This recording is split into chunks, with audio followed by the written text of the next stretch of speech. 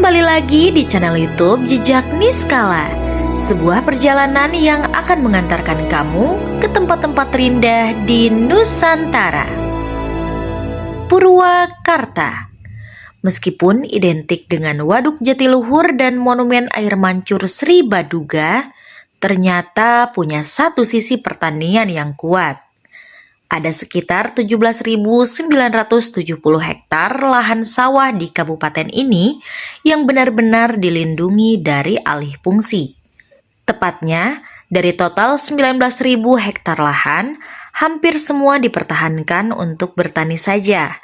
Ini bukti kalau sawah di Purwakarta bukan sekedar ruang hijau, tapi bagian dari jantung ketahanan pangan wilayah. Sebagai bagian dari komitmen jangka panjang, pemerintahan Kabupaten Purwakarta memberlakukan Perda LP2B atau bisa disebut perlindungan lahan pangan berkelanjutan untuk menjaga sawah agar tidak berubah fungsi menjadi perumahan atau industri. Hasilnya hanya kurang dari 30 hektar per tahun lahan pertanian yang dialih fungsi, angka yang sangat minimal. Irigasi menjadi bagian penting. Sawah irigasi seluas sekitar 11.057 hektar dan sawah tak ada hujan 6.850 hektar tersebar merata di kabupaten ini. Keberadaan Waduk Jatiluhur turut mendukung sistem irigasi.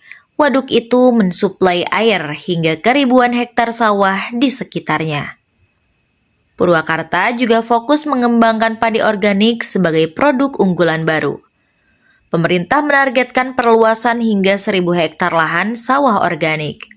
Pada tahun 2018, baru 65 hektar yang dikelola secara organik dan meningkat menjadi sekitar 200 hingga 300 hektar pada tahun-tahun berikutnya. Kecamatan seperti Kiara Pedes, Wanayasa, Bojong, Darangdan, Pondok Salam, dan Pasawahan dipilih karena punya sumber air alami dan bersih dari limbah kimia. Kunci utama pertanian organik. Petani lokal seperti kelompok tani di Desa Nagrak yang bergerak dalam budidaya padi organik berhasil produktivitas sekitar 6,27 ton per hektar. Selain efisiensi biaya, pasar beras organik yang terus meningkat menjadikan produksi ini bernilai jual lebih tinggi. Namun tantangannya nyata. Perubahan mindset petani tentang teknologi baru, penggunaan pupuk kompos dan pestisida nabati hingga modal awal yang lebih besar. Pemerintahan pun mendukung dengan pelatihan budidaya, bibit lokal, serta pembuatan pupuk organik mandiri di beberapa kecamatan. Ketika musim kemarau melanda dan air makin terbatas, pemerintah Purwakarta aktif menjalankan program tanam padi gogo. Padi ditanam di lahan non-sawah, serta distribusi pompa air untuk mengantisipasi kekeringan. Mulai digulirkan sejak tahun 2019, meski biayanya lebih tinggi dan proses tanamnya lebih lama. Hasilnya tetap mencapai produktivitas kurang lebih 6,2 ton per hektar. Pada akhir tahun 2024, pemerintahan kabupaten dan stakeholder seperti TNI, Polri, serta perhutani bersama masyarakat lokal menanam padi gogo di lahan seluas 15 hektar di Desa Benteng, dengan target lebih jauh mencapai 200 hektar. Pompanisasi ini sangat penting untuk sawah tak ada hujan. Di Purwakarta, saat musim agak kering, pompa membantu menyuplai air ke sawah agar tanaman tetap tumbuh. Warga lokal dan pihak pemerintahan memastikan pompa yang digunakan tidak merusak air tanah, dan sebagian besar air diambil dari sungai atau saluran irigasi mikro. Salah satu inovasi penting adalah pelaksanaan asuransi usaha tani padi untuk melindungi petani dari risiko seperti banjir, hama, atau kekeringan. Hingga Agustus 2024, sekitar 8.975 hektar sawah di Purwakarta telah diasuransikan melalui program nasional ini.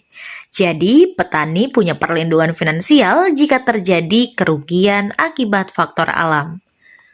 Purwakarta bukan hanya menjaga jumlah sawah, tapi juga hasil panen.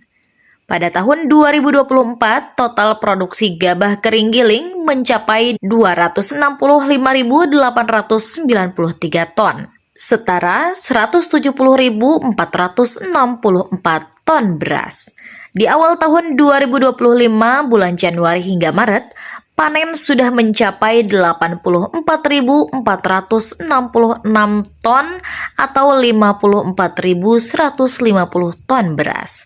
Dan pada April, luas tanam padi ditekan hingga 5.405 hektar per bulan untuk mengejar target hektar tanam. Hingga 5 April 2025, baru 886 hektar yang sudah ditanam. Ini membuat pemerintah mendorong percepatan tanam dengan memanfaatkan hujan sebagai suplai air alami.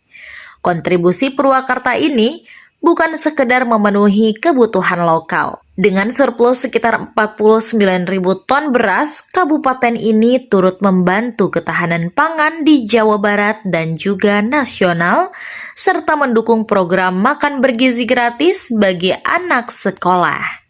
Sobat Niskala, semoga informasi yang diberikan bermanfaat ya. Sampai jumpa lagi di video Jejak Niskala berikutnya.